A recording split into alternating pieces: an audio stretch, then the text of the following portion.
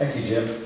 So we're going to have several rounds of questioning for our panel before we open it up to discussion by the group here. Bear with me for this first one. It's a big, long setup for a question. Affordable housing, public health, and public transportation, in part so people could get to their jobs, and employment opportunities were unresolved issues that created a climate ripe for unrest in the 60s. And they were issues that were discussed in the Charrette. How aware are you that some of your organizations started to address these and other issues that have challenged our community for more than 50 years? And do these challenges drive you or your agency today? How have those working in your field in New York changed over the years to meet these challenges? Feel free to give as much history about your agency and its roots in the riots of the Charrette as you feel appropriate, and if relevant, how the past drives your mission today. Anyone who would like to address that long series of questions? Good evening. I'm Mike Jefferson. I'm Director of Employment and Training at the Crispus Attucks Center here in New York. I'm going to clear the air right now because I've been in New York long enough to know how y'all think. And most of y'all think he wasn't even here during the riot, and he wasn't here during the Charrette. I'm here to give a post-riot, post-Charrette perspective on what I found coming here from Philadelphia in 1986. I've been Director of Employment and Training at CA since that time, so this is my 32nd year I'm going into.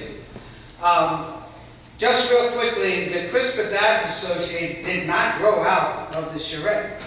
The Crispus Attucks Association started in 1931.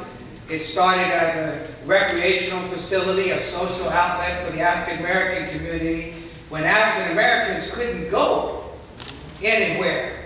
They had to build their own center because they couldn't go to the Y. They couldn't go to the other organizations here in New York because we were in the midst of the segregation era. When I came here in 1986, and somebody said, "Go west, young man," and I ended up across the river. But I got here and I was just dumbfounded. I said, where am I? I've lived in Philadelphia, I've lived in Boston, Massachusetts, which was far worse racist than New York. I've lived in Atlanta, Georgia, which was very progressive. I've lived in Cheyenne, Wyoming. I have a diverse perspective, and when I say live, at least 6 months or longer. But I came to New York and I was like, where am I? I was Director of Employment and Training. I had some background in that in the city of Philadelphia. I looked at the job situation. That was my major focus. And what I found here was it was basically all the minorities were lumped into manufacturing. You had Caterpillar, you had Harley-Davidson, AMF, then you had manufacturing facilities. And then when you got into what we basically call white collar, it was no collar. You had, and there was the one and done theory. It was we got one. We have one here, and that was pretty much it. And so Crispus Attucks had never sat back and let the community sort of dictate to us what we're going to do. Bobby Simpson and the board at CA, the group he was involved with, the Elliott Greases and Bill Wolf's in that group, they looked at York and said, CA cannot survive as a social outlet or recreational outlet for the African American community. We must move forward. We must have programs that deal with education, that deal with economic development, that deal with employment and training, that deal with housing.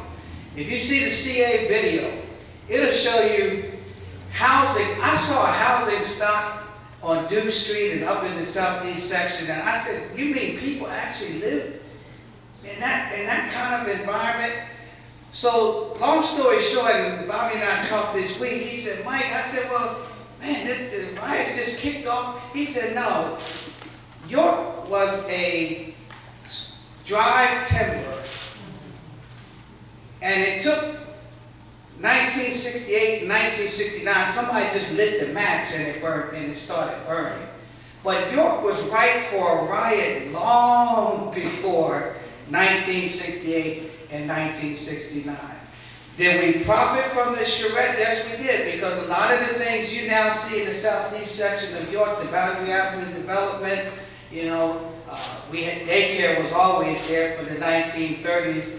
But a lot of the things that we do at Christmas Attic, healthcare, WellSpan is at Boundary Avenue not by accident. WellSpan is there because we wanted to bring health services to that community.